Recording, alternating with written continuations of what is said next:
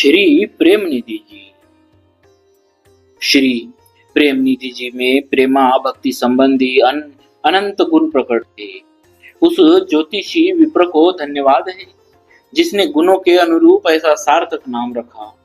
आप सुंदर, शीलवान और स्वभाव से नम्र थे। आपकी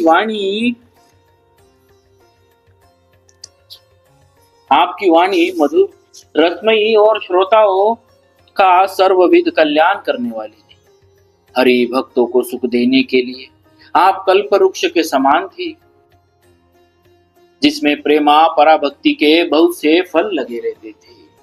घर में रहते हुए आप गृहस्थाश्रम के प्रपंचों से परम विरक्त थे।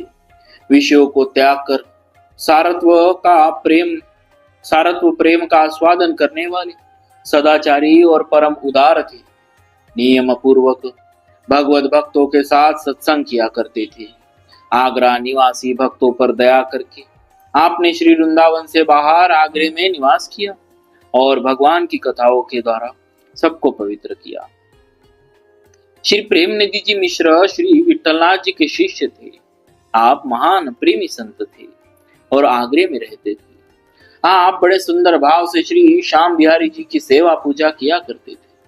नित्य कुछ रात रहे ही श्री ठाकुर सेवा के लिए आप यमुना जी से जल लाया करते थे।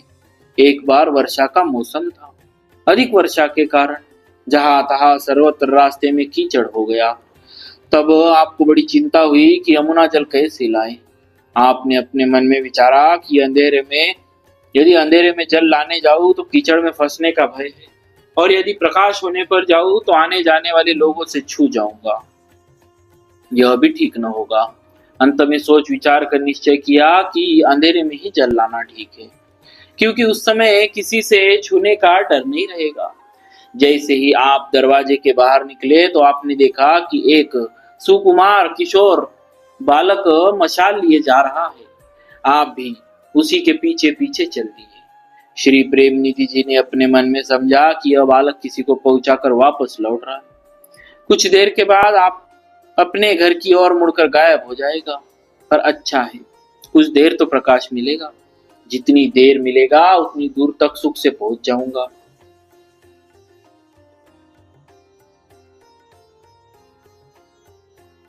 इस प्रकार आप सोचते ही रहे, परंतु वह बालक किसी दूसरी ओर न मुड़कर यमुना जी के किनारे तक आया।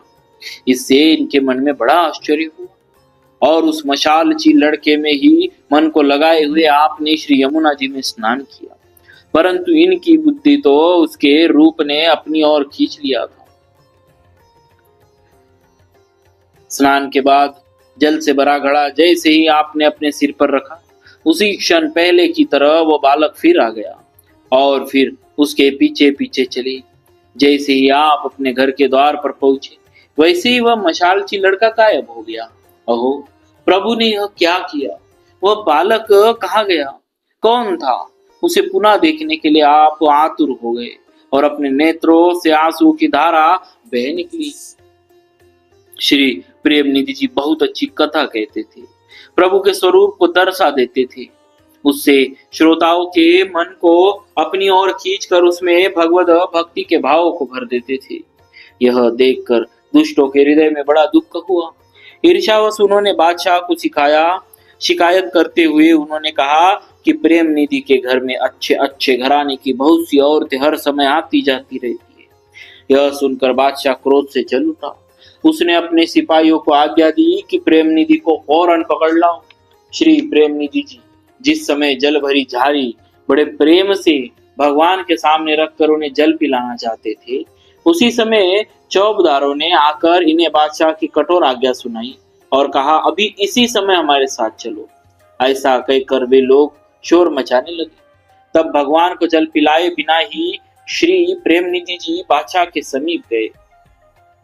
उसने इनसे पूछा, कहो क्या मौज बहार है? तुम स्त्रियों के साथ प्रसंग करते हो? हमारे राज्य में ऐसा अन्याय? यह सुनकर आपने कहा, मैं संसारी विषयों की बात न कहकर भगवान श्री कृष्ण की कथाओं का वर्णन कहता हूँ।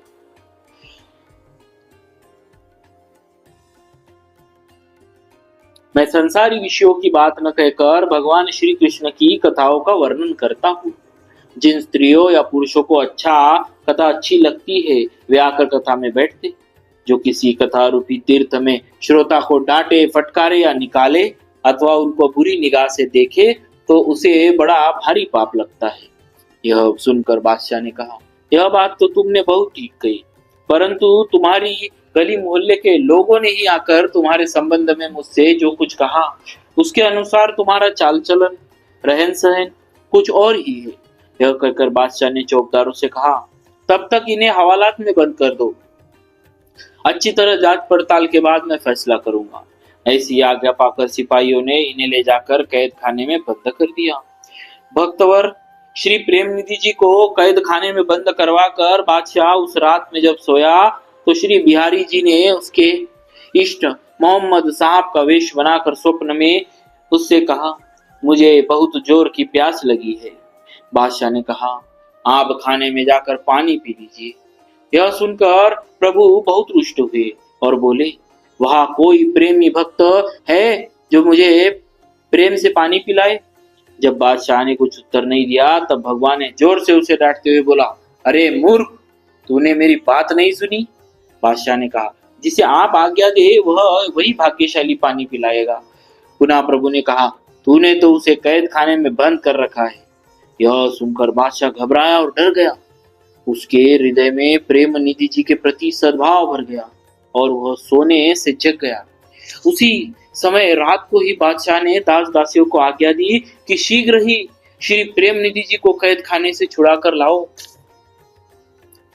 यह सुनकर दास दासी सभी दौड़े और प्रेम निधि जी को ले आए। इन्हें देखते ही बादशाह इनके चरणों में गिर पड़ा और रोते हुए बोला, साहब प्यासे हैं, आप अभी जाकर उन्हें जल पिलाइए। वे किसी दूसरे के हाथ से नहीं पीते हैं। आप पर बहुत ही प्रसन्न है। श्री ठाकुर जी की सेवा के लिए आप मुझसे देश, गांव तथा इच्छानुसार धन ले लीजिए। सर्वदा अपने प्यारे प्रभु की सेवा में लगे रहिए। अब आपको कभी कोई कष्ट मैं न दूंगा। श्री प्रेम निधि जी ने कहा, मैं सदा अपने प्रभु में मन लगाए रहता हूँ। धन पाकर बहुत से लोग नष्ट भ्रष्ट हो गए हैं, अतः मैं कुछ भी न लूंगा। बादशाह ने मशालचियों के साथ उसी समय श्री प्रेमनिधि जी को घर भेज दिया। श्री प्रेमनिधि जी ने घर आकर स्नान किया और श्री बिहारी जी को जल पिलाकर उन्हें प्रसन्न किया तथा स्वयं भी कृपा का अनुभव करके प्रसन्न हो। भक्तों, ऐसा चमत्कारिक और भक्तिमय जीवन रहा हमारे भक्तराज श्री प्रेमनिधि जी महाराज का। बोलिए भक्तराज श्री प्रेमनिधि जी महाराज की जय।